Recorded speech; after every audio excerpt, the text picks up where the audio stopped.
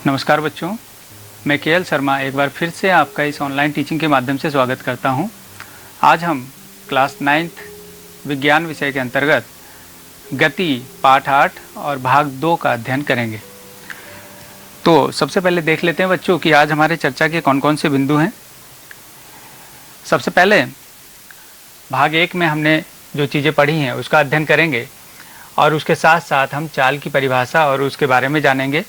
चाल के बारे में, वेग, थोड़ा बहुत विस्थापन के बारे में, दूरी के बारे में, और ये सारी चीज़ें आप पिछले भाग में अध्ययन कर चुके हैं। उसके बाद मुख्य रूप से आज हम वेग तथा औसत वेग क्या होता है इसका अध्ययन करेंगे, क्योंकि चाल, दूरी और विस्थापन के बारे में आप पीछे पढ़ चुके हैं। चाल तथा वेग में अंतर क्या होता है, पहले हम चाल, वेग तथा औसत वेग समझने के बाद चाल और वेग में अंतर क्या होता है उसको समझेंगे। उसके बाद औसत चाल तथा औसत वेग से संबंधित कुछ आंकिक उदाहरणों को हल करेंगे। देखेंगे कि किस तरीके से औसत चाल और औसत वेग से संबंधित उदाहरणों को, आंकिक प्रश्नों को हल किया जाता है।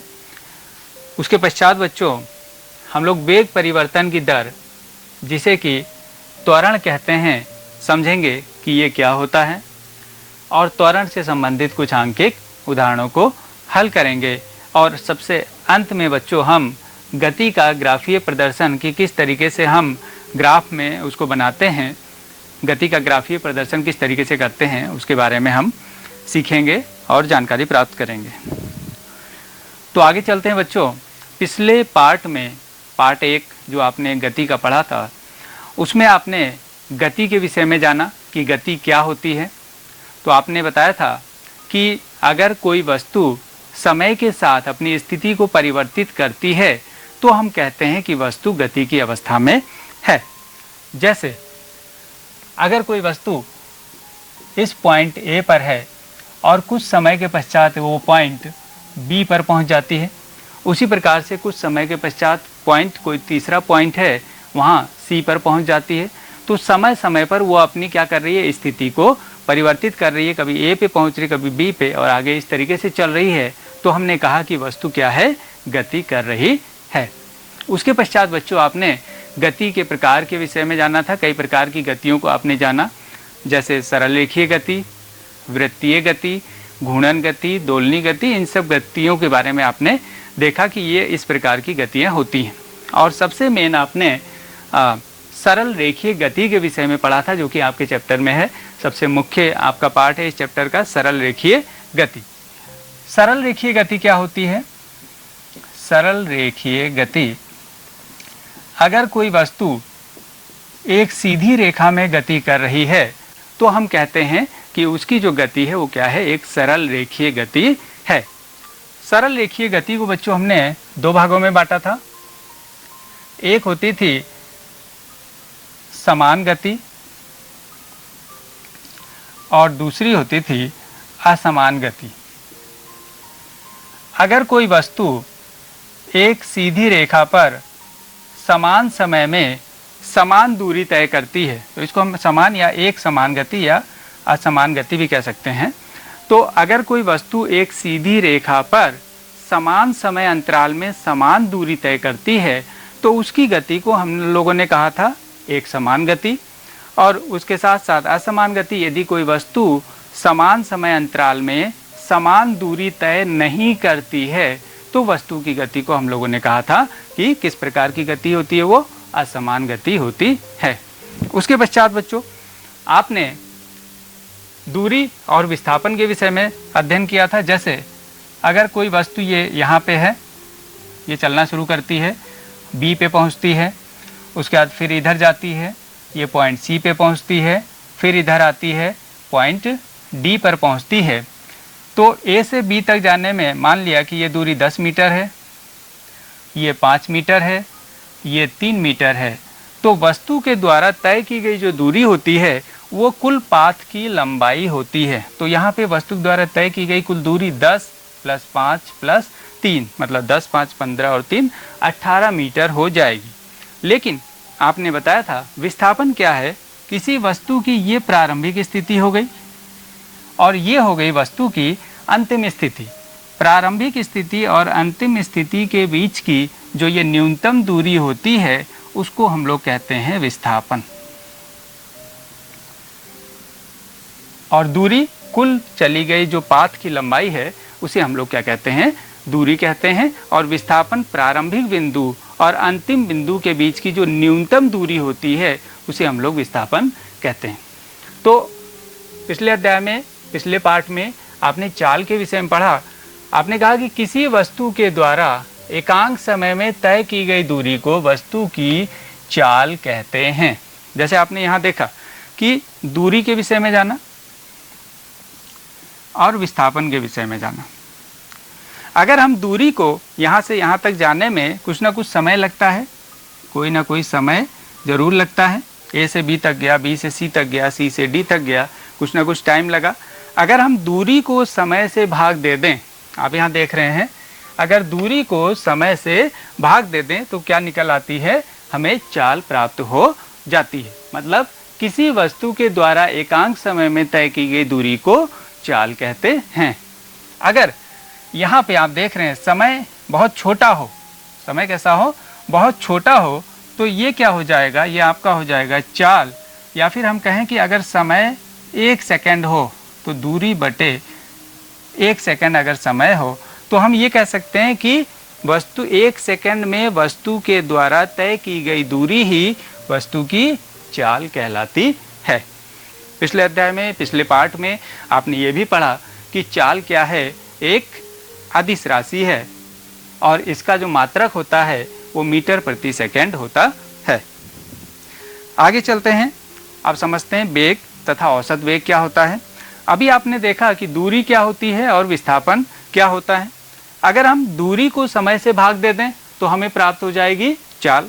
उसी प्रकार से अगर हम विस्थापन को समय से भाग दे दें तो हमें क्या प्राप्त हो जाएगा, वस्तु का वेग प्राप्त हो जाएगा। मतलब अगर हम उसको डिफाइन करना चाहें तो हम क्या कह सकते हैं, हम कह सकते हैं कि किसी वस्तु के विस्थापन की दर को वेग कहते हैं।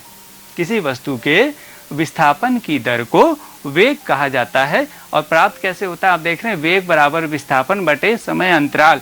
मतलब विस्थापन को समय से भाग देने पर हमें वेग प्राप्त हो जाता है। ये एक सदिश राशि है, वेग एक सदिश राशि है, क्योंकि विस्थापन भी क्या है, एक सदिश राशि है। इसके साथ साथ अगर हम वेग को दूसरी भाषा में अगर हम इसको डिफाइन करना चाहें तो हम ये कह सकते हैं कि एक निश्चित दिशा में चाल को ही वेग कहते हैं। ठीक है, नेक्स्ट पॉइंट जो हमारा है औसत वेग। आपने अभी पीछे देखा कि कोई वस्तु यहाँ से शुरू होती है चलना ए से, और ये मान लिया बी तक पहुँच जाती है। ए में जब ये ए से चलना शुरू करती है तो मान लिया कि इसका प्रारंभिक वेग कितना है, u है, और v पर मान लिया कि इसका जो वेग है, अंतिम वेग कितना है, v है।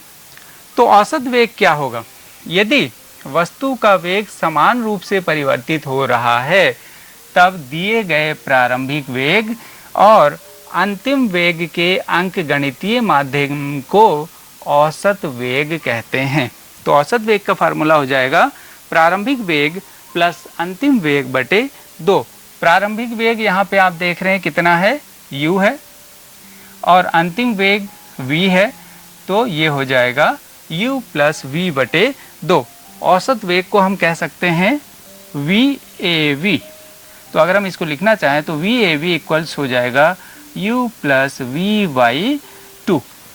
तो औसत वेग क्या होता है, प्रारंभिक वेग और अंतिम वेग के योग को 2 से अगर हम डिवाइड कर दें या फिर उसका अंकगणितीय माध्य हम कह दें निकाल लें तो वो हमारा निकल आएगा औसत वेग। आगे देखते हैं बच्चों, अभी आपने चाल और वेग के विषय में जाना कि चाल क्या है, वेग क्या है। अब हम इसको एक अंतर के रूप में किस तरीके से डिफाइन कर सकते हैं।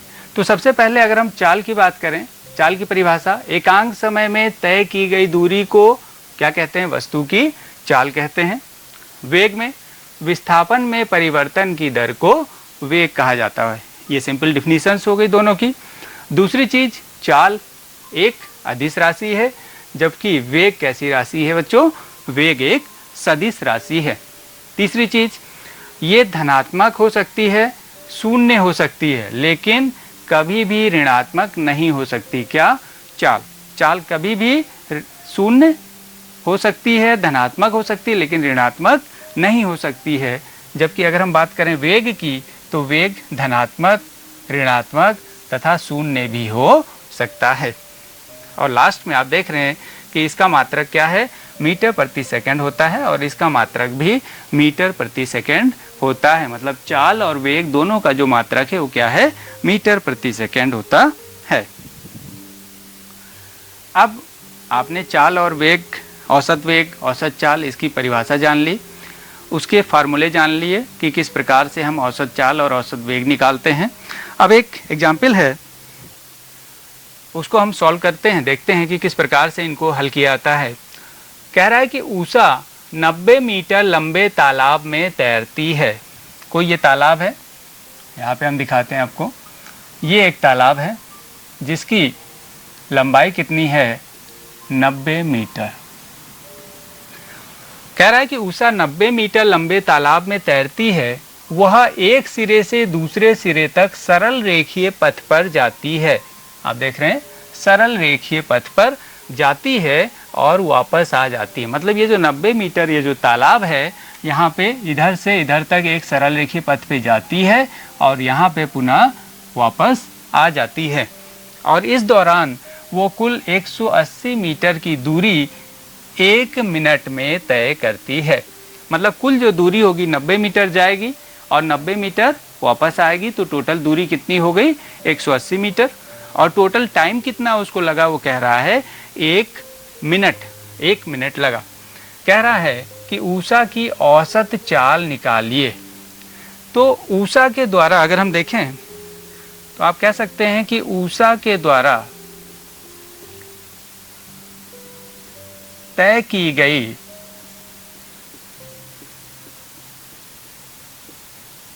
कुल दूरी कितनी हो जाएगी, 90 मीटर गई, 90 मीटर आई, और यहाँ पे बोल रहा है पूरी टोटल दूरी कितनी है, 180 मीटर। तो तय की गई कुल दूरी कितनी हो गई, 180 मीटर हो गई। और उस 180 मीटर दूरी को तय करने में लगता है कुल समय बराबर है, कुल समय 1 मिनट। कुल समय लगता है टोटल कितना, 1 मिनट। 1 मिनट का मतलब कितना हुआ, अगर हम इसको सेकंड में चेंज कर दें तो 60 सेकंड हो गया। कह रहा है औसत चाल निकाली। अभी आपने औसत चाल का फार्मूला पढ़ा था कि औसत चाल बराबर क्या होता है,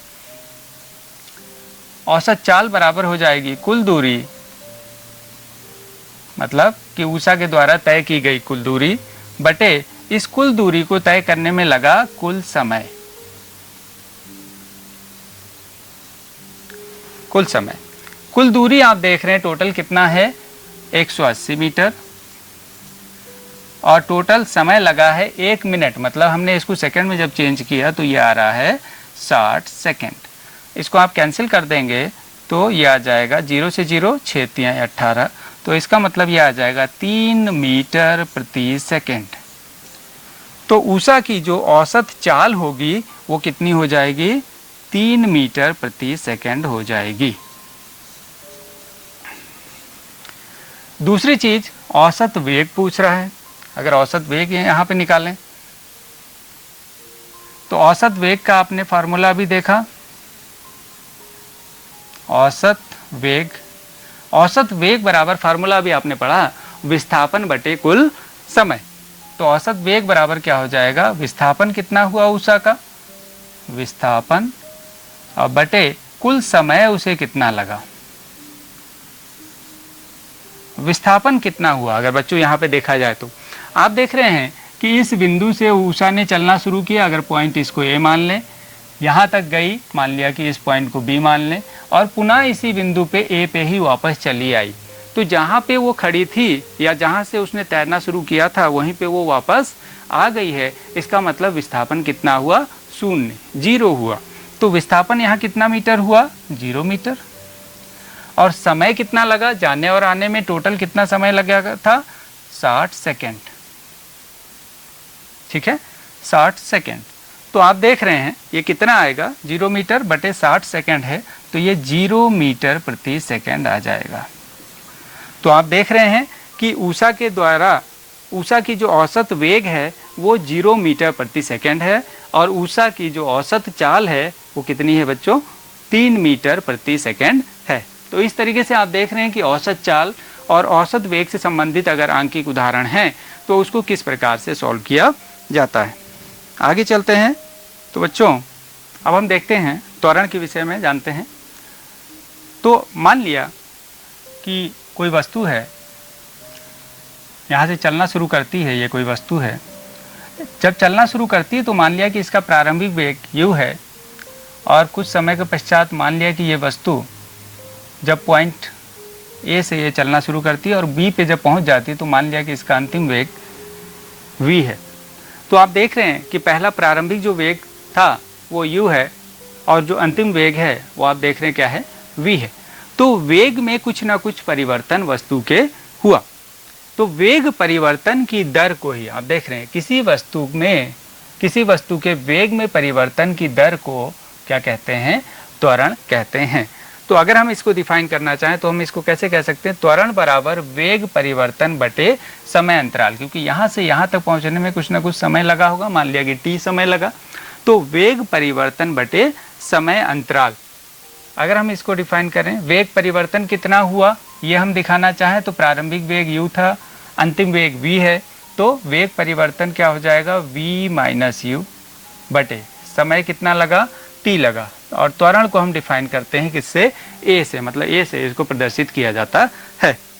तो त्वरण a बराबर क्या हो गया, v माइनस u बटे t। इसको हम इस तरीके से, ये त्वरण की डिफाइन हमने कर दिया। नेक्स्ट है त्वरण का मात्रक। अगर हम त्वरण के मात्रक की बात करें तो त्वरण का मात्रक बराबर हो जाएगा, यह है वेग में परिवर्तन। वेग परिवर्तन का मतलब वेग का मात्रक। वेग का मात्रक क्या होता है आप जानते हैं, मीटर प्रति सेकंड, और नीचे t और है, मतलब समय का मात्रक 1 सेकंड, और यहाँ पे आ जाएगा। तो अगर त्वरण के मात्रक की अगर हम बात करें तो यहाँ पे आ जाएगा मीटर प्रति सेकंड इंटू सेकंड, ये आ जाएगा आपका सेकंड स्क्वायर। तो त्वरण का मात्रक कितना हो गया, मीटर प्रति सेकंड स्क्वायर हो गया। और त्वरण क्या है, किसी भी वस्तु के वेग परिवर्तन की दर को त्वरण कहा जाता है। आगे अब एक एग्जाम्पल इससे संबंधित कुछ।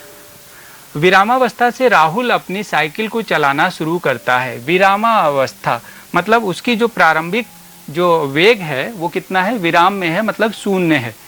साइकिल चलाना शुरू करता है और 30 सेकंड में, ये समय दिया हुआ है, 30 सेकंड में 6 मीटर प्रति सेकंड का वेग प्राप्त कर लेता है। मतलब कि प्रारंभ में जो वेग था वो कितना था, 0, क्योंकि विरामावस्था में से राहुल ने अपनी साइकिल को चलाना शुरू किया था। और 30 सेकंड मतलब समय कितना हो गया, 30 सेकंड के बाद उसका जो वेग है, मतलब अंतिम वेग उसको हम कहेंगे, वो कितना हो गया, 6 मीटर प्रति सेकंड का वेग प्राप्त कर लिया। ये है 0 मीटर प्रति सेकंड। वह इस प्रकार से ब्रेक लगाता है कि साइकिल का वेग अगले 5 सेकंड में कम होकर 4 मीटर प्रति सेकंड हो जाता है। दोनों स्थितियों में साइकिल के त्वरण की गणना कीजिए। तो दोनों स्थिति, इसको हम फर्स्ट कंडीशन मानते हैं या पहली स्थिति मान लेते हैं। तो पहली स्थिति में राहुल का जो प्रारंभिक वेग था वो 0 है। t समय के बाद, मतलब कि 30 सेकंड के बाद उसका वेग 6 मीटर प्रति सेकंड हो जाता है। तो त्वरण निकालना है। तो त्वरण की परिभाषा से अभी आपने फार्मूला बताया, त्वरण बराबर हो जाएगा v माइनस u बटे t। v कितना है आप देख रहे हैं 6, माइनस u कितना है ये 0, और बटे t कितना है 30 सेकंड, ये हो जाएगा मीटर प्रति सेकंड में ये, और नीचे 30 सेकंड। तो 6 माइनस 0 ये कितना आ गया, 6 बटे 30 मीटर प्रति सेकंड स्क्वायर। तो अगर हम इसको डिवाइड करें 30 को 6 से तो ये कितना आ जाएगा, त्वरण को हम a से डिनोट करते हैं। तो a बराबर 30 को 6 से भाग दे दीजिए, 6 को 30 से भाग दीजिए, तो ये आ जाएगा 0.0 और 30 दूनी 60, तो 0.2 मीटर प्रति सेकंड स्क्वायर इसका क्या हो गया, त्वरण हो गया पहली कंडीशन में। अगर हम सेकंड कंडीशन की बात करें, सेकेंड कंडीशन की बात करें, तो सेकेंड कंडीशन में क्या होता है, वह इस प्रकार से ब्रेक लगा देता है। तो आप देख रहे हैं कि इसका जो अंतिम वेग था वो कितना था, 6 मीटर प्रति सेकंड था। अब सेकेंड कंडीशन में जब 6 मीटर प्रति सेकंड का उसका वेग हुआ, उसके बाद उसने क्या किया, ब्रेक लगाना शुरू किया, तो प्रारंभिक जो वेग हो जाएगा वो हो जाएगा आपका 6 मीटर प्रति सेकंड। इसको हम लोग क्या कहेंगे, यू कहेंगे। साइकिल का वेग अगले 5 सेकंड में, मतलब समय कितना हो गया, 5 सेकंड, और कम होकर 4 मीटर प्रति सेकंड हो जाता है। अंतिम वेग उसका हो जाता है 4 मीटर प्रति सेकंड हो जाता है। अब इस स्थिति में हमें पुनः त्वरण की गणना करनी है। त्वरण कितना होगा, तो त्वरण A बराबर V माइनस यू बटे टी। V कितना है, 4 मीटर प्रति सेकंड, माइनस ये हो जाएगा 6 मीटर प्रति सेकंड, बटे समय है आपका कितना, 5 सेकंड। तो कितना आ जाएगा, 4 माइनस 6, ये आपका आ जाएगा -2 मीटर प्रति सेकंड, और नीचे आ जाएगा 5 सेकंड। तो A बराबर आ जाएगा -2/5 मीटर प्रति सेकंड स्क्वायर। अगर हम इसको डिवाइड करें तो ये कितना आ जाएगा, -0.5×4=20 मीटर प्रति सेकंड स्क्वायर। तो आप देख रहे हैं कि इस सेकंड कंडीशन में जो त्वरण आ रहा है, ये आप देख रहे हैं क्या है, माइनस में आ रहा है। मतलब इसको जब माइनस में त्वरण आता है तो इसे हम लोग क्या कहते हैं, मंदन कहते हैं, क्योंकि उसने ब्रेक लगाया तब हमने त्वरण की गणना की। तो ये कितना आ रहा है, -0.4 मीटर प्रति सेकंड स्क्वायर। ये हमारा क्या हो गया, त्वरण हो गया। ठीक है बच्चों, आगे चलते हैं और देखते हैं कि किस प्रकार से गति का ग्राफीय प्रदर्शन किया जाता है, और हम यहाँ पे दूरी समय ग्राफ को समझेंगे। अभी तक आपने जब वस्तु चल रही है, एक समान चाल से चल रही है या असमान चाल से चल रही है, तो उसको देखा था, उसकी परिभाषाओं को आपने जाना था। और एक समान चाल का मतलब होता है कि अगर कोई वस्तु एक निश्चित समय अंतराल में समान दूरी को तय करती है तो उसे हम लोग क्या कहते हैं कि वस्तु एक समान चाल से चल रही है। और उसी प्रकार से अगर कोई वस्तु समान समय अंतराल में असमान दूरी तय करती है तो उसको हम लोग कहते हैं कि वस्तु असमान चाल से चल रही है। तो ग्राफ के द्वारा हम इसको दिखाते हैं कि किस प्रकार से वो ग्राफ में हम कैसे उसको प्रदर्शित कर सकते हैं। तो एक पहली कंडीशन है आपकी नंबर 1, जब वस्तु एक समान चाल से चल रही है, जब वस्तु एक समान चाल से चल रही है, ये यहाँ पे टेबल दी हुई है, आप देख रहे हैं कि समय t कितना है, 2 सेकंड, फिर 4 सेकंड में, फिर 6 सेकंड में, फिर 8 सेकंड में, और वस्तु के द्वारा चली गई जो दूरी है वो कितनी है, 10, फिर 20, फिर 30, फिर 40। तो हम इसको यहाँ पे ये ग्राफ प्लॉट करते हैं। ये x एक्सेस है और ये आपका y एक्सेस है। x एक्सेस में हम यहाँ पे समय को ले लेते हैं t। क्यों x एक्सेस में ही t को लेते हैं, y एक्सेस में क्यों नहीं लेते हैं, तो वो आप ले सकते हैं, लेकिन फिर भी जो स्वतंत्र राशि होती है उसको हम लोग x एक्सेस पे लेते हैं, x अक्ष पे लेते हैं। चूंकि समय यहाँ पे क्या है, एक स्वतंत्र राशि है, इसलिए हम इसको क्या करेंगे, नीचे लेंगे समय को, और जो दूरी है उसको हम यहाँ पे लेंगे y एक्सेस पे, दूरी s। तो ये मान लिया ये 0 है, 2 सेकेंड, 4 सेकेंड, तो मान लिया कि ये 1, ये हो गया 2, ये हो गया 3, ये हो गया 4, ये 5, ये 6, ये 7, और ये मान लिया ये 8 सेकेंड, ये 9 और ये 10, इस तरीके से। और उसी तरीके से दूरी की बात करें तो 10 है, तो मान लेते हैं ये 5, ये 10, 15, इसको मान लेते हैं 20, 25, ये हो गया 30, 35, और ये इस तरीके से 40। समय सेकंड में मान लीजिए, जो दूरी है वो किस में, मीटर में मान लीजिए। तो आप देख रहे हैं 2 सेकंड पे कितनी दूरी चला, 10, तो 2 यहाँ पे आया और 10 कहाँ आया, यहाँ पे आया। दोनों कहाँ पे मिलेंगे, यहाँ पे, इस पॉइंट पे। उसी तरीके से दूसरा 4 सेकंड पे कितना हो गया, 20, तो 4 सेकंड यहाँ पे 4 है और ऊपर चले जाइए और 20 से सीधे आएंगे तो आप आएगा यहाँ पे 6 सेकंड पे आप देख रहे हैं कितना है 30 है, तो 6 से ऊपर जाइए और 30 से इधर पैरेलल में आइए तो आप देखेंगे यहाँ पे 1 पॉइंट, और 8 पे क्या जाएगा 40 है, तो 40 से इधर सीधे आएँ और 8 से यहाँ पे जाएं तो एक ये पॉइंट आपको, ये जो पॉइंट मिले हैं इसको आप यहाँ से मिला देंगे तो आप देख रहे हैं कि क्या है, एक सीधी रेखा हमें प्राप्त हो रही है। मतलब कहने का क्या है कि अगर कोई वस्तु एक समान चाल से चल रही है तो उसके बीच में दूरी और समय का अगर हम ग्राफ खींचें तो एक सीधी रेखा हमें प्राप्त होगी। ठीक है, आगे दूसरी चीज़, अगर वस्तु असमान चाल से चल रही है तो कैसा ग्राफ प्लॉट होगा। आप देखिए वही दूरी दिया हुआ है 1 मीटर, 4 मीटर, 9 मीटर, 16 मीटर, और समय वही है 2 सेकंड, 4 सेकंड, 6 सेकंड, 8 सेकंड में। फिर से हम इसको यहाँ पे प्लॉट करते हैं, ये 0, ये 1, ये 2, ये 3, ये 4, ये 5, ये 6, ये 7 और ये 8, ये 9 और ये मान लीजिए ये 10। यहाँ पे हम टाइम को लेते हैं इस एक्सेस पे, एक्स एक्स पे, ये एक्स एक्सेस है।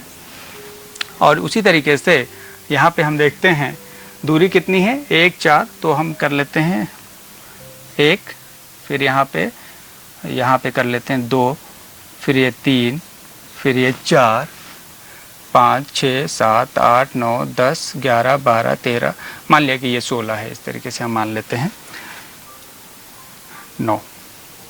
ठीक है, तो इस तरीके से आप यहाँ पे बराबर दूरियों की वो पॉइंट खींच सकते हैं और 16 तक आपको खींचना है।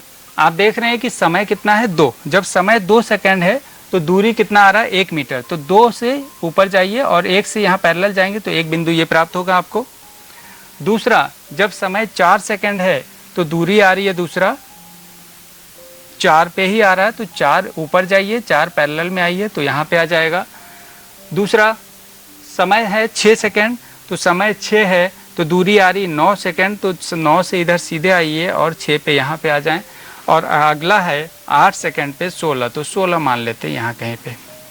तो आप देखेंगे जब इस ग्राफ को प्लॉट करेंगे तो आप देखेंगे क्या हो रहा है, इस तरीके से आपको एक ग्राफ मिलेगा। आप देखिए ये, अगर आप इसको पीछे मिलाना चाहें तो 0 से इस तरीके से मिला देंगे तो इस तरीके से एक ग्राफ प्लॉट होगा।